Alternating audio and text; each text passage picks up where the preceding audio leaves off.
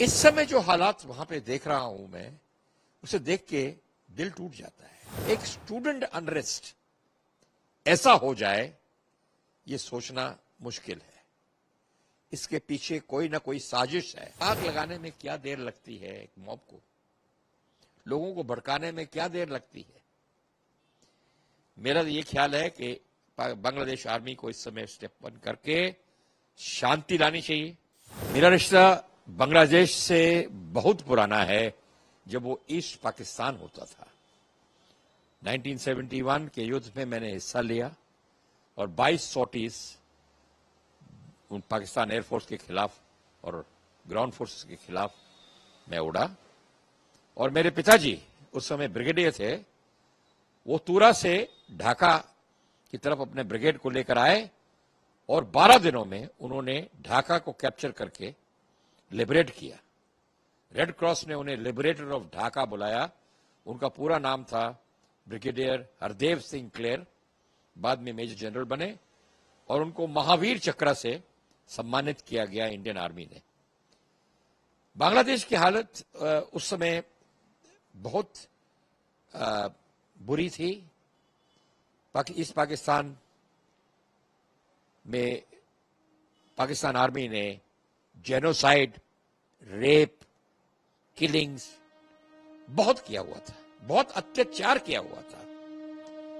और बांग्लादेश के जो लोग थे वो यही चाहते थे कि आजादी चाहिए। और मुजीब साहब, शेख मुजीबुर रहमान, उनके फादर ऑफ द नेशन, बाहर से लड़ रहे थे। मुक्ति बाहिनी हिस्सा ले रही थी, इंडियन आर्मी के साथ आगे बढ़ रही थी। और अल्टीमेटली 14, 15, 16 को उन्होंने अपने हथियार हाथ खड़े कर दिए और Indian army was victorious in the liberation of Bangladesh. ये कहानी 71 की थी। उस समय से अब तक मैं देख रहा था बांग्लादेश कैसे आहिस्ता आहिस्ता उन्नति कर रहा था, आगे बढ़ रहा था, on the road to progress.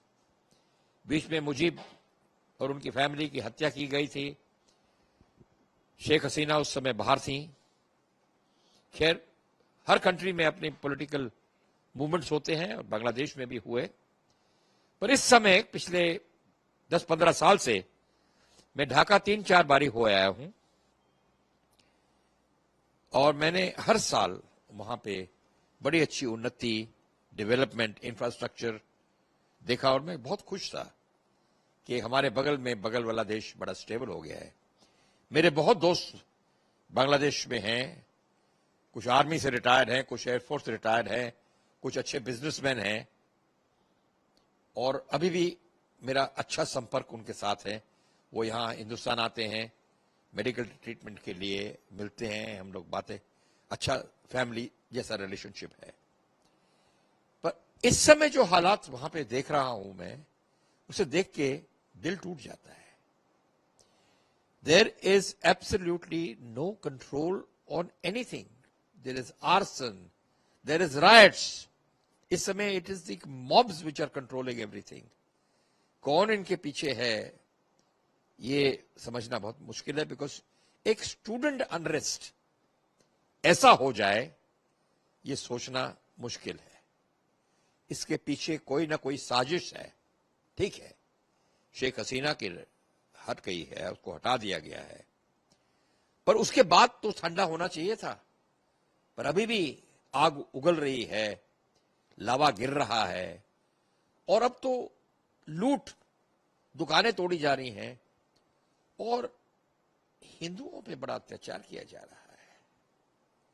उनके घर जलाए जा रहे हैं, उनको घरों से निकाल के मंदिर तोड़ दिए जा रहे हैं। ये स्टूडेंट्स नहीं कर सकते, जहां तक मेरा ख्याल है, क्योंकि स्टूडेंट्स की डिमांड जस्टिफाइड थी, ठीक है, और एक्सेप्ट भी हो जाती, पर ऐसी सिचुएशन आ जाएगी ये तो हम सोच ही नहीं सकते थे।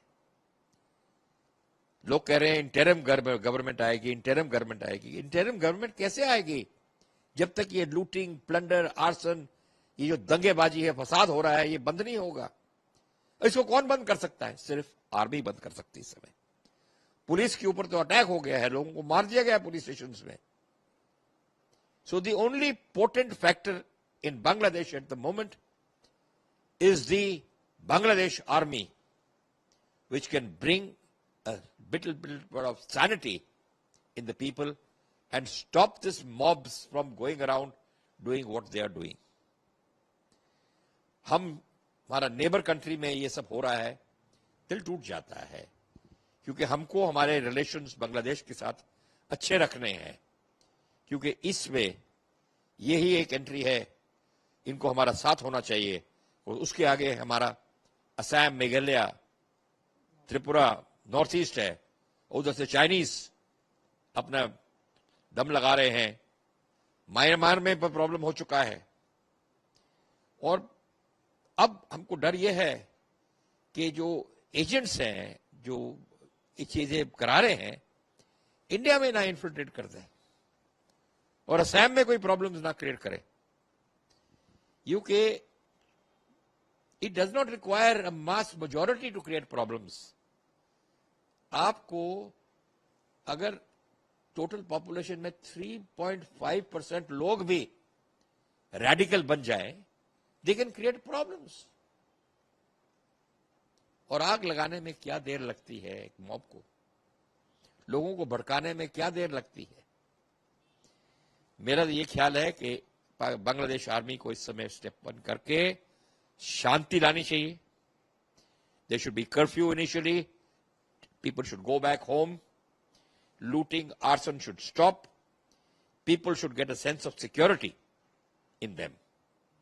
And then, with the help of the Bangladesh army, the interim government which is supposed to come can take over and take over the country. But एक पड़ोसी देश होने के नाते सर से जुड़े हुए हैं. जैसे कि यहाँ पे कहा जा रहा है कि जो हालात है मौजूदा, क्या लग रहा है कि इंडिया को भी अलर्ट हो जाना चाहिए? बिल्कुल अलर्ट होना चाहिए.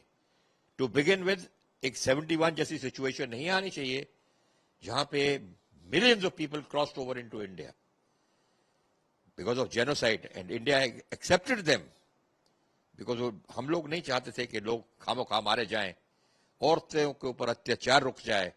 इतने लोग बांग्लादेश से हिंदुस्तान में आ गए थे, पूरा असम में घुस गए थे, अमृतसर तक लोग पहुंच गए थे. वैसा सिचुएशन नहीं होना मांगते हम इस समय. मेरे चाहत में हमारी गवर्नमेंट ये नहीं चाहती. और हमारा वल्नरेबल एरिया जो है, वो हमारा वो जो लिटिल नेक है, जो कॉरिडोर है सिलीगुड़ी के नीचे पास, वो बहुत नैरो कॉरिडोर है. और चाइना की नाक उसके ऊपर पड़ी है कि किस तरह उसको रोका जाए, बिकॉज उससे अगर कट ऑफ हो गए तो हमारा असम और वो पूरा नॉर्थ ईस्ट कट ऑफ हो जाएगा. उसको प्रोटेक्ट करना बहुत जरूरी है कि कोई इन्फिल्ट्रेशन ना हो वहां पे. हमारा जो असम के साइड बॉर्डर है वो पोरस है, मतलब पोरस है मीन्स लोग आराम से जा सकते हैं, तो उसको सिक्योर करना बहुत जरूरी है. और इस समय में जहां तक मेरा ख्याल है, इंडियन आर्मी को हुक्म मिला हुआ है तैनात होने के लिए, बॉर्डर सिक्योरिटी फोर्स को बोला गया है तैनात होने के लिए, और बॉर्डर्स को काफी स्ट्रांग किया जा रहा है कि अननेसेसरी या इन्फिल्ट्रेशन ना हो जाए और गलत एलिमेंट्स वहां ना पहुंचे.